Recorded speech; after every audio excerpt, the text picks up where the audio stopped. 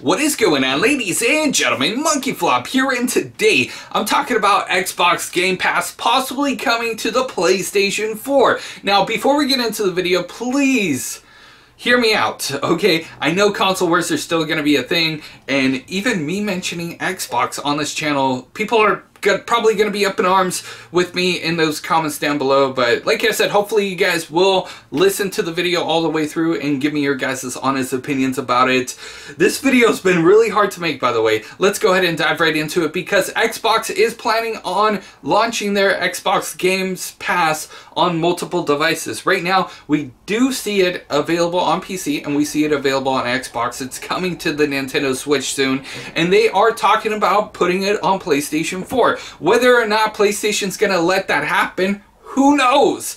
But Xbox and Microsoft are talking about it. In fact, they're not just talking PlayStation, they're talking about possibly dominating the gaming industry as we speak. A lot of people may not know this, especially console gamers or even PC gamers, but Amazon and Google are planning to launch a massive cloud-based gaming services to compete with consoles, to compete with Steam, to compete with PC games and everything in between.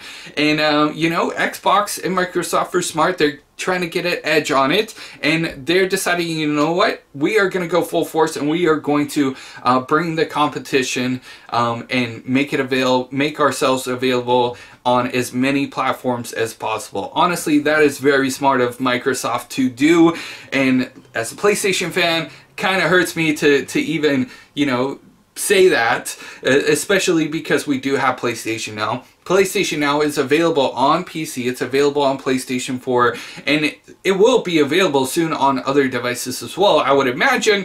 But Sony's been known to be hush-hush until things, you know, get closer to actually being a thing, as opposed to like Microsoft saying, here, this is what we're planning, this is going to be the future.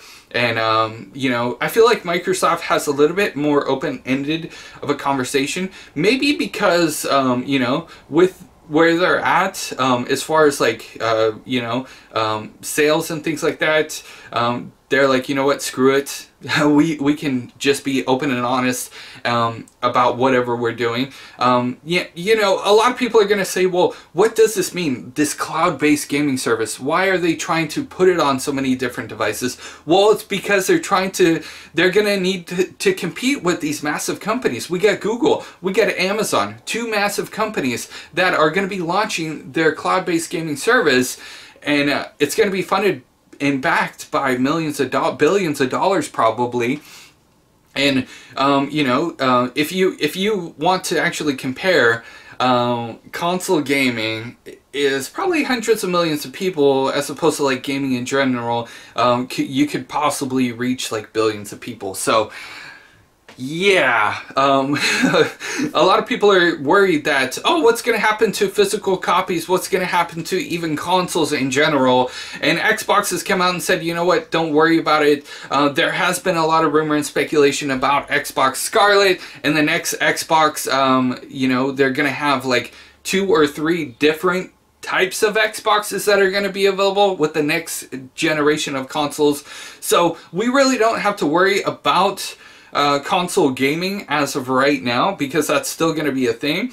And Xbox has said, like, you know, Xbox is the best place to play if you want to play 4K. I would argue that PlayStation 4 is, but then we're getting back into console wars. Stupid Monkeyflop.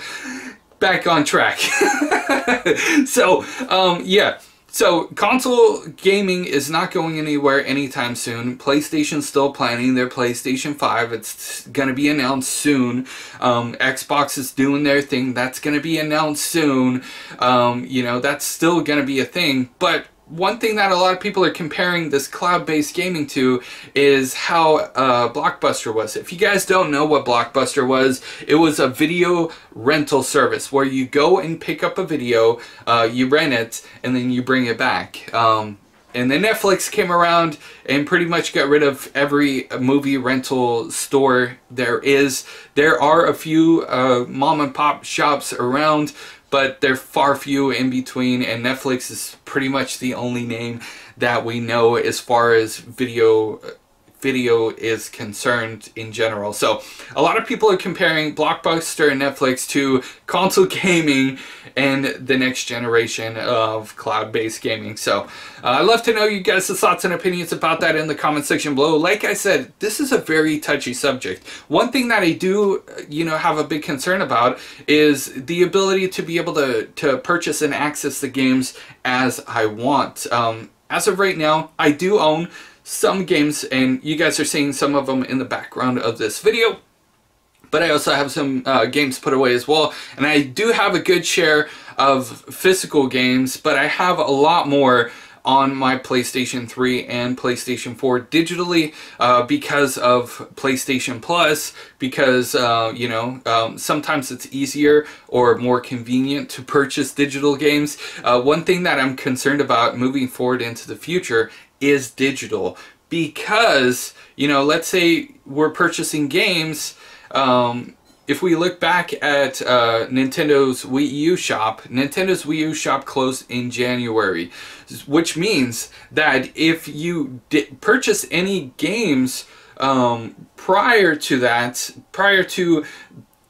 closing, you better have downloaded the games, because after that closed, you don't have access to any of your online purchases and games. So, that's kind of a concern for me with digital, moving it more into digitally. I'm sure that's going to be a concern for a lot of people, is what happens when PlayStation 3 network closes down and we don't have access to all of the games that we purchased before. What happens when PlayStation 4's PlayStation Network it gets too old and PlayStation decides we're not going to support it anymore, we're going to shut it down?